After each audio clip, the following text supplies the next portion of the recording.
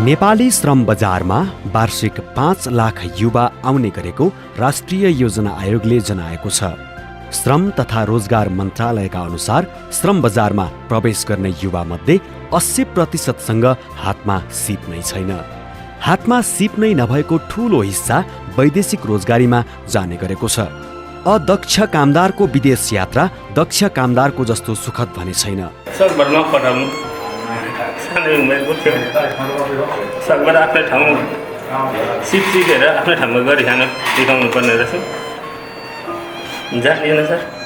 वैदेशिक रोजगार विभागमा वार्षिक पर्ने 2400 बढी उजुरी यस्तै अदक्ष कामदारबाट पर्ने गरेको छ। हाम्रो वैदेशिक रोजगारमा जानेहरूको जानकारीको अभाव, त्यहाँ पाउने सुविधाको कारणले यो अवस्थाहरू हुन गएको छ। त्यसकारण त्यसलाई पनि न्यूनीकरण गर्नको लागि तिनीहरूलाई अवेरनेसको कार्यक्रमहरू, तालिमका कार्यक्रमहरू, अभिमुखीकरणको कार्यक्रमहरूलाई अगाडि बढाउनु, व्यापक बनाउनलाई सातै प्रदेशको 75 जिल्लामा काठमाडौँबाट बाहिर यसपालि पहिलोचोटि हामीले निकाल्यौँ 43वटा अभिमुखीकरण तालिम केन्द्रहरूलाई विगत बोर्ड बैठकबाट यो 1.5 हप्ताभित्र मात्रै मैले निर्णय गरेँ कि गाउँमै उसले त्यो जानकारीहरू प्राप्त गरोस् र सुरक्षित रहने वातावरण त्यो बनाओस्। त्यो पनि काम हामी गरिरहेको छौँ। राज्यले फ्री टिकट फ्री भिसा भनेको छ। गरिब जनता जो वैदेशिक रोजगारमा जान चाहेको छन्, अत्यधिक 90% बढी गरिब मानिसहरू जान्छ र त्योभन्दा बढी चर्को शुल्क तिरेर जाने अवस्था छ। यो सत्य कुरा। अहिले भर्खर एउटा उदाहरण मैले दिएँ।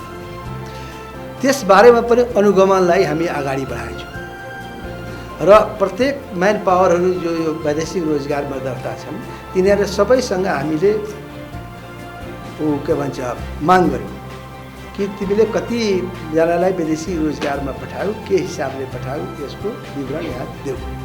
त्यो विवरण दिने अटेरी गर्ने 30 नदिने, अटेरी गरेर नदिने 30वटा म्यान पावरमध्ये 16वटालाई हामीले 1 लाख रुपियाँको जरिवाना हिजो अस्ति मात्रै गरेका छौँ भने 14 जनालाई 1 लाख रुपियाँ जरिवाना गरेका छौँ भने जसले स्पष्टीकरण दियो, विवरण ढिलो बुझायो, त्यसलाई 50,000 रुपियाँ हामी दण्ड गरेका छौँ र बाँकीको उसले जुन विवरण पेश गरेका छन् त्यो विवरणको पनि अध्ययन हुँदैछ र त्यो अध्ययन गरेर सबैले देशमा जुन कानुन छ त्यो कानुनको पालना गर्न सबैको दायित्व छ र त्यो दायित्व निर्वाह गराउने काममा अहिले विभाग क्रियाशील छ। पर्याप्त मात्रामा सिपका कार्यक्रम सञ्चालन गर्न नसक्दा स्वदेशमा समेत दक्ष कामदारको अभाव रहि नै रहेको छ। स्वदेशमा समेत दक्ष जनशक्तिको कमी भई पूर्वाधार निर्माणमा समस्या भइरहने र वैदेशिक रोजगारीमा जाने कामदार पनि सिप बिना जाने आउने क्रम 10 वर्षसम्म चलिने रह्यो। वैदेशिक रोजगारमा जाने कामदारमा क्षमता विकासको खाँचो पहिलेदेखि नै रहेको थियो। कुनै एउटा साउदी अरबमा एउटा चाइनिज रेस्टुरेन्ट छ भने उसले चाइनिज कुक मात्रै माग्ने हो। कुनै एउटा कन्टिनेन्टल रेस्टुरेन्ट छ भने उसले कन्टिनेन्टल कुक मात्रै माग्ने हो। र हामीले चाहिँ अहिले कुक भनेपछि समग्र सबैलाई समेटेर दिएका छौँ। तर यसलाई अझ स्पेसिफाई गर्दै त्यो आवश्यकताको विशिष्टतालाई मध्यनजर राखेर इन्डियनलाई इन्डियन मात्रै, चाइनिज कुकलाई चाइनिज कुक डिमान्ड हुने ठाउँको लागि चाइनिज मात्रै सिकाएर कन्टिनेन्टल कुकको डिमान्ड हुने उसलाई हेरेर कन्टिनेन्टल कुक मात्रै सिकाउँदा त्यो अझ प्रभावकारी हुन्छ।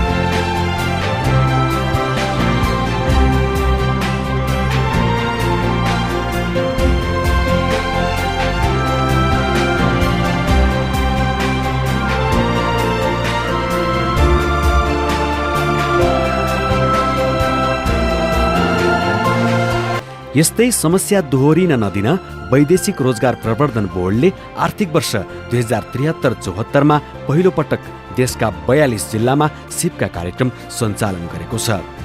1 महिने सिपका कार्यक्रमबाट 10,000 बढी युवा लाभान्वित भएका छन्। सिप कार्यक्रममा सहभागी भएका युवाहरूमा आत्मविश्वास बढी देखिएको छ। मलाई बोर्डले दिएको ट्रेनिङले धेरै फाइदा भएको छ। मैले आफूले घर केही पकाउँदैन थिएँ र यसले गर्दा मैले धेरै खानेकुराहरू घर आफैले बनाउन सकेको छु। मैले अहिले गार्डन अफ ड्रिम्समा काम गरिरहेको छु एज अ हेल्परको रूपमा। जति पनि घरमा पकाइरहेको हुन्छ होइन, त्यो त अब हामीलाई थाहा हुँदैन नि त। त्यो धेरै कुराहरू हामीले थाहा पायौँ यसबाट 1 महिने ट्रेनिङबाट। अब त हामीले जुन प्याजहरू घरमा गाजरहरू काटेर हुन्छ त्यो त हामीले नर्मली बनाइरहेको हुन्छ होइन सबैले, त्यो पनि तर अलिकति टेक्निकल लगाएर त्यही कुरा जान्नु र नजानेर पकाउनुमा धेरै फरक हुन्छ होइन। यहाँबाट चाहिँ 1 महिने ट्रेनिङबाट चाहिँ धेरै कुरा थाहा पाएँ मैले होइन। त्यही हो। वैदेशिक रोजगार प्रवर्धन बोर्डले जुन अब पहिला आफूलाई मलाई थाहा थिएन यस्तो सर्भिस के हुन्छ कस्तो हुन्छ भनेर, अब यहाँ आएर सिकेपछि अब वैदेशिक रोजगारले कसरी वेटर सर्भिसमा कसरी सर्भिस गर्ने, गेस्टलाई कसरी सर्भिस गर्ने सबै सिकेजियोस्। त्यति जब अपर्च्युनिटी पनि पाएँ यसले गर्दा। अब धेरै खुसी लागेको छ वैदेशिक रोजगार प्रवर्धनले जुन यो अपर्च्युनिटी हामीलाई दिएको छ, जुन वैदेशिक रोजगार जानुको लागि हामीलाई धेरै खुसी लागेको छ। अझै यस्तै धेरै नै वैदेशिक रोजगार यसरी नै अरू नै प्रोग्रामहरू गर्यो भने धेरै राम्रो हुनेछ जस्तो लाग्छ। वैदेशिक रोजगार प्रवर्धन बोर्डले चाहिँ यस्तो निःशुल्क ट्रेनिङ सञ्चालन गरेको रहेछ। पहिला मलाई यसको बारेमा केही नलेज केही थाहा थिएन, तर 1 महिनामा पनि धेरै मैले ज्ञान पाएको छु। यसबाट चाहिँ मैले चाहिँ अब भन्नुपर्दाखेरि 5 स्टार होटलसम्म चाहिँ सर्भिस गर्न सक्छु भन्ने चाहिँ आफूलाई चाहिँ तालिम असाध्यै उपलब्धिमूलक भयो। किनभने सबै विद्यार्थीहरू विज्ञापन हेरेर आए र रोजगारीमा जान चाहने विद्यार्थीहरू एकदम हाई एजुकेटेड मास्टर डिग्री गरेका होटल म्यानेजमेन्ट पढेकाहरू पनि आयो। यो अलिकति हाम्रो लागि च्यालेन्ज पनि भयो हाई लेभलको ट्रेनिङ गराउनु पर्ने, तर यसलाई हामीले अवसरको रूपमा लियौँ।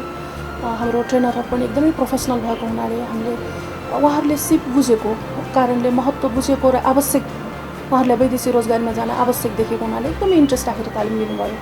तालिम धेरै नै सौहार्दपूर्ण वातावरणमा एकदमै क्विकली सकिएको जस्तो महसुस चाहिँ भयो। अलि लामो भइदिएको भए हामीलाई अझ पढाउनै नपुगेको जस्तो पनि फिल भयो अलिकति। वैदेशिक रोजगारीमा जाने कामदारको क्षमता विकास र उनीहरूको सुरक्षाका लागि सिपका कार्यक्रम सञ्चालन गरेको वैदेशिक रोजगार प्रवर्धन बोर्डले जनाएको छ।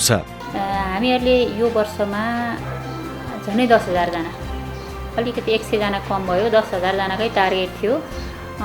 विशेष प्राविधिक कारणले 100 जनाको चाहिँ तालिम हुन सकेन। 9,900 भन्दा बढी जनालाई हामीले तालिम दियौँ र 12वटा विषयहरूमा 1 महिनाको तालिम दिएको हो यो चाहिँ। र तालिमको विषय हामीले कुरा गर्दाखेरि वैदेशिक रोजगारसँग सम्बन्धित तालिमको विषयको कुरा गर्दा सिप अवश्य नै हो। हामीले सिपलाई प्रायोरिटाइज त्यहाँ गर्छौँ, सिपलाई फोकसै गर्छौँ, विशेष सिप चाहिने भएको हुनाले। र त्यो बाहेक पनि वैदेशिक रोजगारमूलक सिप तालिमको चाहिँ अरू पनि 2वटा पक्षहरू छन् जस्तो मलाई लाग्छ। जस्तो हामीले वैदेशिक रोजगारको विषयमा ओरिएन्टेसन पनि गर्छौँ।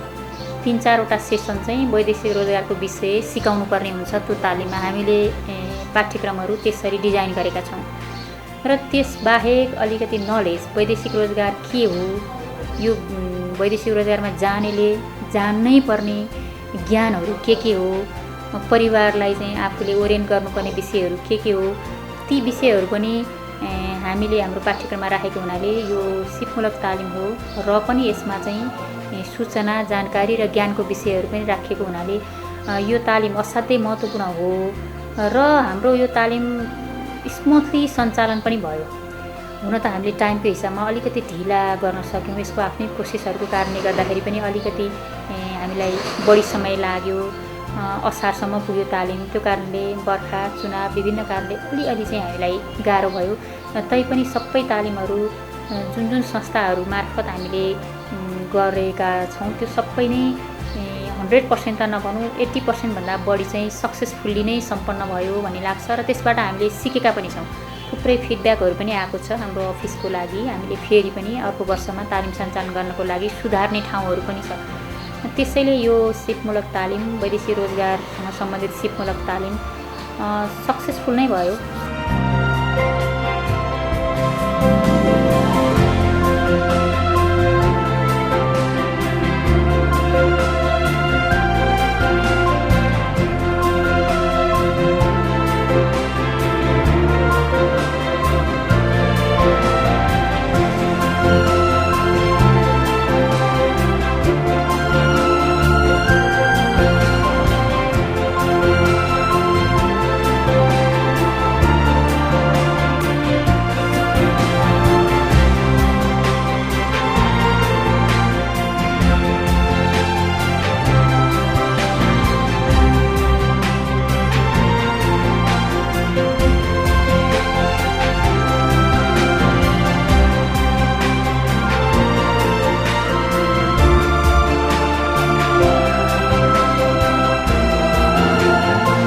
बोर्डले विदेशी र आन्तरिक श्रम बजारमा उच्च माग भएका तालिमलाई जोड दिएको थियो।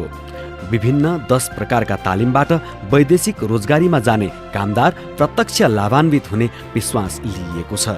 आफ्ना आप्रवासी कामदारहरू आफ्नो मुलुकबाट वैदेशिक रोजगारीमा जाने नागरिकको सुरक्षाको लागि सामूहिक योजना तयार भएको छ। सामूहिक एक्सन प्लान साथले पारित गरेको छ। त्यो एक्सन प्लान बनाउनलाई वैदेशिक रोजगार प्रबन्धन बोर्डले महत्त्वपूर्ण भूमिका निर्वाह गरेको, रिजनल मिटिङ पनि यसैले आयोजना गरेको हो। त्यही अनुसार एक्सन प्लान पारित भएको छ। टेक्निकल कमिटीको मिटिङ निकट भविष्यमै बस्ने तयारी हामी गर्दैछौँ।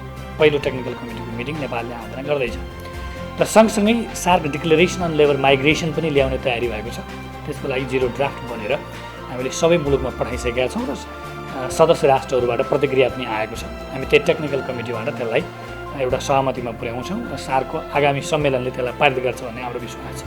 त्यो हिसाबले क्षेत्रीय रूपमा नेपालले एउटा महत्त्वपूर्ण उपलब्धि हासिल गरेको छ। सबै मुलुकहरूलाई आप्रवासी कामदारहरूको अधिकार रक्षाको लागि एक ठाउँमा उभिने वातावरण निर्माण गरेको छ। यो एउटा महत्त्वपूर्ण उपलब्धि हो। वैदेशिक रोजगारीमा जाने युवाहरूलाई प्रदान गर्ने सेवा सुविधालाई हामीले हेऱ्यौँ भने नेपालको नमुना योग्य छ।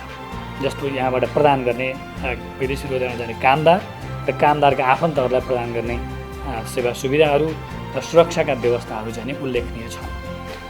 जस्तो उदाहरणको लागि वैदेशिक रोजगारीमा कोही समस्या पऱ्यो भने सुरक्षित गृहमा राख्ने, उसलाई निःशुल्क रूपमा देश फिर्ता गर्ने, त्यसको लागि लागेको खर्च सरकारले बेहोर्ने, कसैको विदेशमा मृत्यु भयो भने जति खर्च लाग्यो भने निजको शव नेपाल झिकाउने व्यवस्था गर्ने, घरसम्म पुर्याउनको लागि यातायातको निःशुल्क व्यवस्था मिलाउने, अनि त्यसपछि कोही मान्छे बिरामी भएको छ भने उसलाई नेपाल फिर्ता ल्याउने, नेपाल फिर्ता ल्याइसकेपछि उसलाई औषधि उपचार गर्नको लागि 7 लाख रुपियाँसम्म उपचार खर्च उपलब्ध गराउने, कसैको अङ्गभङ्ग भएको छ भने उसलाई नेपाल फिर्ता ल्याउने, नेपाल फिर्ता ल्याइसकेपछि चाहिँ नि उसलाई उपचार गर्नको लागि 7 लाख रुपियाँसम्म रकम सहयोग गर्ने, कसैको मृत्यु भयो भने शव ल्याउने, घरसम्म पुर्याउने र मृतकको आफन्तलाई 7 लाख रुपियाँ आर्थिक सहायता उपलब्ध गराउने व्यवस्था मिलाएको छ। र सँगसँगै मृतक अशक्त अङ्गभङ्ग भएका कामदारका बालबच्चाहरूलाई यानि 12 कक्षासम्म छात्रवृत्ति प्रदान गर्छौँ हामीहरू।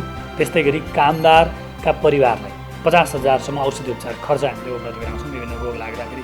सँगसँगै बिमा सम्बन्धी व्यवस्था पनि प्रभावकारी रूपमा अगाडि बढाइएको छ। जस्तो जीवन बिमा भनेर 15 लाखको जीवन बिमाको व्यवस्था छ। अनि त्यसपछि गम्भीर प्रकृतिको रोग लाग्दाखेरि, गम्भीर प्रकृतिको रोग भनेर 15 प्रकारका रोगहरू तोकिएका छन्। 15 प्रकारको रोग लाग्दाखेरि 5 लाख उपचार खर्च छुट्टै फेरि 7 लाख बोर्डले उपलब्ध गराउने उपचार खर्च बाहेक बिमाबाट 5 लाख 15 प्रकारका रोगहरूमा छुट्टै उपचार खर्च छ। फेरि 15 लाखको जीवन बिमाभित्र पनि उपचार खर्चको व्यवस्था मिलाइएको छ। भन्नाले कामदारलाई विभिन्न हिसाबले उपचार गर्न नपाएर उसको चाहिँ क्षति नहोस् ऊ चाहिँ अशक्त हुने स्थिति नहोस् अथवा उसको दुःखद मृत्यु नहोस् भन्नका लागि पर्याप्त चाहिँ नि सुरक्षा कवचको व्यवस्था गरिएको स्थिति छ। र सँगसँगै विदेशमा कोही कामदार जेलमा परेको अवस्था छ, फौजदारी अभियोग लागेको स्थिति छ भने उनीहरूलाई कानुनी प्रतिरक्षा गर्नको लागि, उनीहरूलाई निर्दोष साबित गर्नको लागि जति खर्च लागे पनि वकिल राखेर कानुनी प्रतिरक्षा गर्ने कुराको व्यवस्था पनि बोर्डले मिलाएको छ। र सुरक्षित गृहको कुरा अनि त्यसपछि अब कामदारको समस्यामा परेको कामदारको बालबच्चालाई अब हामीले यो आर्थिक वर्षदेखि लामो समयको चाहिँ नि प्राविधिक शिक्षा निःशुल्क पढाउने व्यवस्था मिलाउँदैछौँ। सिटिभिटीसँग हामी छलफलमा छौँ। हामीले वार्षिक कार्यक्रम तय गरिसकेका छौँ, पारित गरिसकेका छौँ। र अब मृत्यु भएका कामदारका परिवारका सदस्य अथवा बालबच्चा, अङ्गभङ्ग र अशक्त भएका परिवारका सदस्य अथवा बालबच्चालाई चाहिँ नि 3 वर्ष र 1 वर्षको प्राविधिक शिक्षा हामीले निःशुल्क रूपमा पुरै खर्च बोर्डले बेहोर दिने गरी पढाउने तयारी हामीले गरेका छौँ। त्यसको लागि आवश्यक सम्झौताको लागि गृह कार्य भइराखेको स्थिति छ। त्यस्तै गरिकन हामीले विभिन्न भाषामा त्यही सूचना सामग्रीहरू तयार गरिराखेका छौँ। भोजपुरी, मैथिली लगायतका विभिन्न भाषामा सूचना सामग्रीहरू तयार गरिरहेका छौँ। त्यसलाई प्रकाशन र प्रसारण गर्ने तयारी भइरहेको स्थिति छ। देशगत सूचना सामग्रीहरू प्रकाशन गरेका छौँ। डिजिटल अडियो नोटिस बोर्ड सेवा सञ्चालनमा रहेको स्थिति छ। यस्तो खालको तयारीहरू हाम्रो तर्फबाट नियमित रूपमा भइराखेको स्थिति छ। उनीहरूले यी समग्र कुरालाई हेर्दाखेरि हामीले अरू मुलुकहरूसँग पनि तुलना गरेर हेऱ्यौँ भने वैदेशिक रोजगारमा जाने कामदारहरूलाई प्रदान गरेको सेवा सुविधा चाहिँ दक्षिण एसियामा र अरू मुलुकहरूसँग, दक्षिण एसियाको मात्रै कुरा होइन, अरू मुलुकहरूसँग पनि तुलना गरेर हेर्दाखेरि निकै राम्रो देखिन्छ। नेपाल सरकारले वैदेशिक रोजगार व्यवसायलाई प्रवर्धन गर्न, सो व्यवसायलाई सुरक्षित, व्यवस्थित र मर्यादित बनाउन तथा वैदेशिक रोजगारमा जाने कामदार र वैदेशिक रोजगार व्यवसायको हक हित संरक्षण कार्य गर्ने प्रयोजनका लागि वैदेशिक रोजगार प्रवर्धन बोर्डको व्यवस्था गरेको छ। वैदेशिक रोजगार ऐन 2064 को दफा 38 मा भएको व्यवस्था बमोजिम यस बोर्डको गठन भएको हो। वैदेशिक रोजगार ऐन 2064, वैदेशिक रोजगार नियमावली 2064 बोर्डका निर्णय र निर्देशन बमोजिमका कार्यहरू बोर्डले सम्पादन गर्दछ। हाम्रो चाहिँ आर्थिक सहायता होइन, तपाईँको स्वास्थ्य उपचार, त्यस पछाडि उनीहरूको परिवारलाई प्रदान गर्ने शैक्षिक छात्रवृत्ति लगायतका कुराहरू पर्छ। तर बिमाको कुराहरू चाहिँ जस्तै त्यही डकुमेन्ट, जुन डकुमेन्ट उहाँहरूले यहाँ पेस गर्नुहुन्छ त्यही डकुमेन्ट लिएर उहाँ जाने हो। उहाँहरूको त बिमाको पहिले सुरुमा भर्दाखेरिकै जस्तै कसैको 5 लाखको छ, कसैको 10 लाखको छ, कसैको 15 लाखको छ प्रिमियम अनुसारको। त्यो अनुसारको सुविधा बिमाले दिन्छ र त्यस्तो गुनासो भयो भने त बिमा समितिको गएर उहाँहरूले चाहिँ दाबी गर्न सक्नुहुन्छ। हामीले त्यसमा फेसिलिटेसन पनि गर्दै गरेका छौँ।